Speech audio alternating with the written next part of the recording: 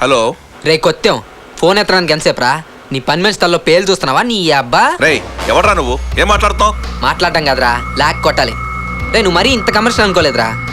Chiranjeevi Ashok 5th class అంటే నీ సొంత మనోడు. నీ సొంత మనోడికి నీ సొంత హాస్పిటల్లో ఫ్రీగా ఓపెన్ హార్ట్ సర్జరీ జరుగుతుంటే నీకేం సంబంధం లేనట్టు ఇంట్లో కూర్చుంటావా? వాట్? నా మనోడికి ఆపరేషనా? Yeah, ఇంకొద్దిసేపట్లో start అవబోతుందిరా. రేయ్ నీకు ఇంకో థ్రిల్లింగ్ న్యూస్ చెప్పనా? ఈ ఆపరేషన్ చేయబోయేది పెద్ద సర్జన్లో కార్డియాలజిస్ట్లో కాదురా, ఓ మెకానిక్ వాడి ఫ్రెండ్స్. అశోక్ అశోక్ అశోక్ వచ్చాడా? అయ్యా స్కూల్ దగ్గరికి వెళ్తే అప్పటికి అశోక్ బాబుని ఎవరో తీసుకెళ్లారని చెప్పారయ్యా. ఏం కావాలి మీకు? ఏ ఇక్కడికి రాబే, బేరాలు మాట్లాడుకుందాం. అన్నట్టు రేయ్, నీ తొక్కలో బ్రెయిన్ ఉపయోగించి పోలీసులకు కానీ చెప్పావనుకో వీడికి కోసేస్తాం ఇక్కడ.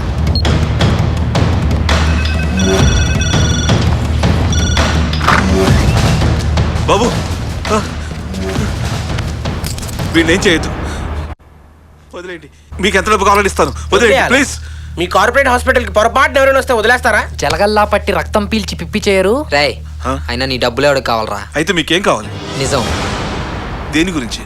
అమానుషంగా ఓ మనిషిని చంపి డాక్టర్ మనోజ్ని దాంట్లో ఇరికించావు చూడు, దాని గురించి. రేయ్ అన్న ఎవరు చేశారో చెప్పు, లేదంటే పెట్టేసేస్తాం. యాక్చువల్గా అంటే ఒరేయ్ ఇటు చెప్పేటి లేడరా. Doctors let's start the operation.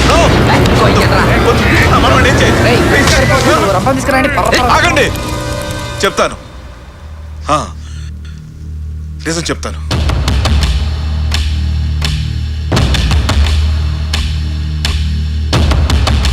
ఇది జరిగింది.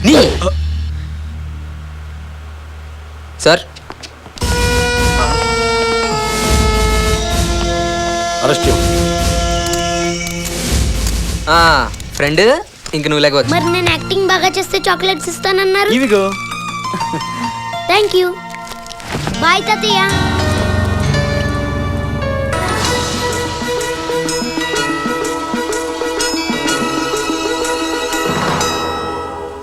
నమస్తే, మీరు చూస్తున్నది TV9. నా పేరు పద్మ.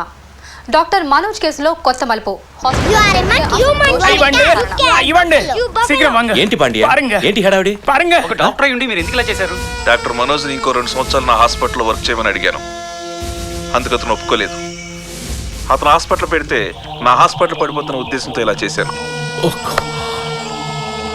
ఒక డాక్టర్ అయ్యుండి ఇలా చేసినందుకు సిగ్గుపడుతున్నాను.